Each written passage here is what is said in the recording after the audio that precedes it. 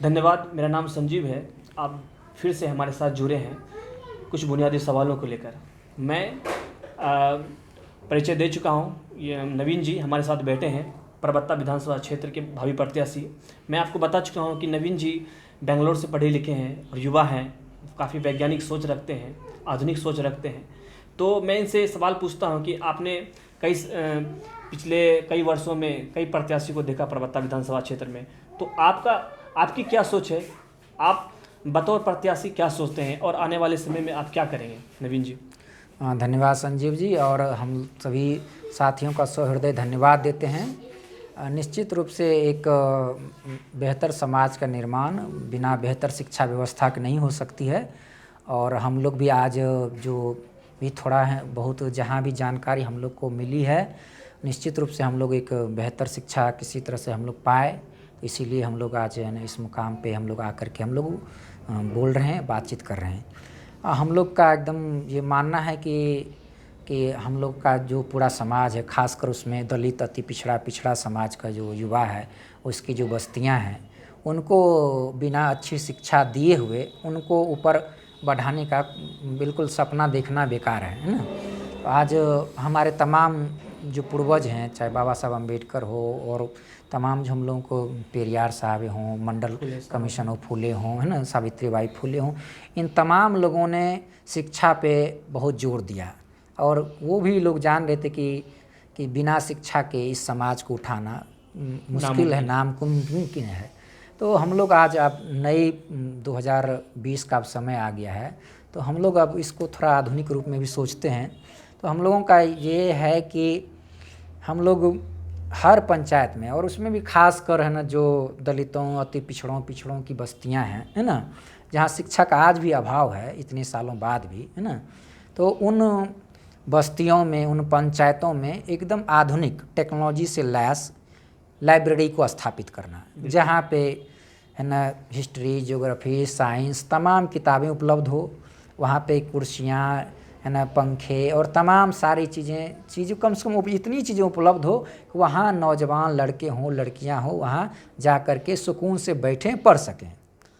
और वहाँ पे इंटरनेट से लेकर के तमाम ऐसी चीज़ें भी उपलब्ध हो ताकि हम लोगों को कभी कोई साइंस के कॉलेज के प्रोफेसर हों या दिल्ली यूनिवर्सिटी को हों या जेएनयू को हो या कहीं से और यूनिवर्सिटी के प्रोफेसर को, उनको किसी माध्यम से उनको हम लोग को पढ़ाने की व्यवस्था करनी पड़े, तो हम लोग उनको इंटरनेट के माध्यम से उनको हम लोग पढ़ाई वहाँ पे दे सकें। क्योंकि आज स्थिति है कि ऐसी कि है ना सभी लोग आज सक्षम नहीं हो पाते हैं कि वो है ना दिल्ली के बड़ी यूनिवर्सिटी में पढ़ सकें, पटना की यूनिवर्सिटी में भी पढ़ने के तक नहीं पहुंच पाते हैं।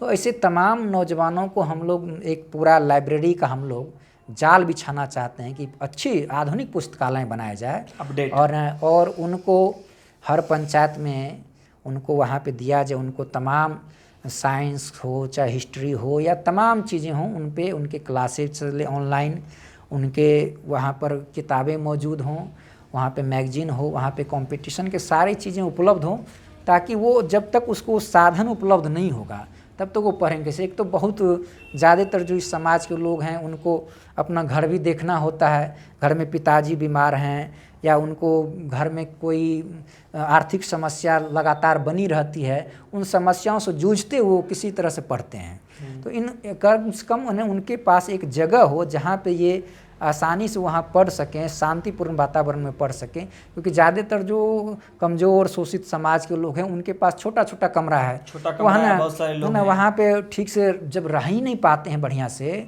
और उसमें जो खासकर जो दलित समाज के लोग हैं अभी भी उनके 80% आबादी भूमिहीन ही है, तो उस समाज के लोगों को आप कैसे उठाएंगे? तो उनको जब तक आप बेहतर कोई वैकल्पिक शिक्षा का मॉडल खड़ा नहीं करते हैं तो उसको उठाना बहुत मुश्किल है।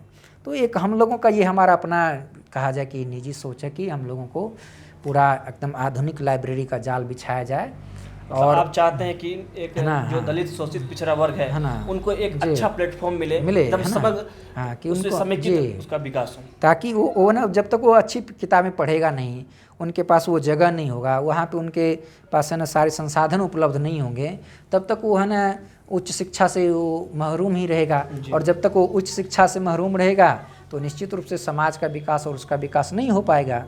तो ये एक बहुत बड़ी हम लोगों की कहा जाए महत्वाकांक्षी योजना है और हम लोग ये चाहते हैं कि जब इस तरह का जाल जब बिछेगा और पूरा शिक्षा का माहौल जब बनेगा पूरे क्षेत्र में, और हम लोग तो चाहते हैं कि पूरे बिहार और देश स्तर पे भी इस तरह से हो, तो ये और बेहतर होगा और ज़्यादा से ज़्यादा कॉलेज बने, यूनिवर्सिटी बने। आज हमारे यहाँ KDS कॉलेज है, KMD कॉलेज, वहाँ तो प्रोफेसर ही नहीं है ना, प्रोफेसर ही नहीं है, वो ना क्लास होती है ना कुछ होती है, वहाँ कहाँ से ना, है ना, आधारभूत संरचना ही नहीं है वहाँ पे। आप ना लैब का कोई व्यवस्था है, ना कोई लाइब्रेरी है, किताबें सड़ी हुई है, वहाँ पे दीमक लग रहा है, तो कोई व्यवस्था ही नहीं है। और ये एक सोची समझी रणनीति के तहत है कि ताकि जो समाज का कमज़ोर शोषित समाज का लोग हो उसको उच्च शिक्षा से काट दो। वो उच्च शिक्षा से कट जाएगा, वो ज्ञान से कट जाएगा, तो सवाल नहीं करेगा। है ना, जब आप है ना पढ़ेंगे लिखेंगे जानेंगे तब ना किसी नेता सवाल करेंगे, है ना। जब आप पढ़ेंगे लिखेंगे नहीं तो आप क्या सवाल करेंगे। तो वो लोग भी चाहते हैं कि ज़्यादा से ज़्यादा समाज को मूर्ख रखो, ज़्यादा मूर्ख रहेगा तो हमसे सवाल नहीं करेगा, है ना, हम सवाल से बचे रहेंगे, हमसे सवाल नहीं कोई दागेगा कि आप पिछले 5 सालों में शिक्षा को लेकर क्या काम किए, आप बताइए, उसकी क्या उपलब्धि है, आपकी इलाके में जो कॉलेज हैं उस कॉलेज की क्या स्थिति है, उसमें साइंस के कितने प्रोफेसर हैं, आर्ट के कितने प्रोफेसर हैं, वहाँ पर नियमित पढ़ाई नहीं होती है। तो जब तक लोग है ना शिक्षित हो करके, शिक्षित लोग ही ज़्यादातर सवाल कर सकते हैं, ये भी हम सब समझ रहे हैं। तो उनको है कि आप है ना उनको शिक्षा ही अच्छी मत दो ताकि ना वो सवाल करें, और जब सवाल ही नहीं होगा तो गुणगान करेंगे। निश्चित रूप से दिमागी गुलामी की जंजीरों में उनको बांधा जाएगा। तो हम लोगों का ये एक कहा जाए कि ये महत्वाकांक्षी हम लोग की योजना है कि जो पूरा शिक्षा व्यवस्था है उसको सुधारा जाए और युवाओं को, नौजवानों को, बच्चों को अच्छी शिक्षा, बेहतरीन शिक्षा उपलब्ध कराया जाए। और ये हम लोगों का पूरी योजना है और हम तो चाहते हैं कि जब भी हम लोग को आशीर्वाद प्राप्त होगा तो हम लोग निश्चित रूप से इसमें हम लोग प्राथमिकता में ये काम को हम लोग करेंगे। धन्यवाद नवीन जी, मैं समझ रहा हूँ और परबत्ता विधानसभा क्षेत्र के सारे जनता भी समझ रहे हैं कि एक ही अत्यंत आधुनिक, महत्वाकांक्षी और प्रगतिशील सोच है आपकी। अगर आप जीतेंगे तो इस क्षेत्र में काम करेंगे। मैं एक बार फिर से आप कहता हूँ, अगर आपका सवाल रह गया हो, नहीं आया हो, तो आप हमारे कमेंट बॉक्स में सवाल कर सकते हैं। मैं अगली बार जब भी अपनी सवाल को रखूँगा तो आपका भी सवाल नवीन जी से के पास में रखूँगा, आपका भी सवाल मैं पूछूँगा। धन्यवाद। हमारे चैनल से बने रहिए। हमारा चैनल है संजीव सोशल जस्टिस। धन्यवाद।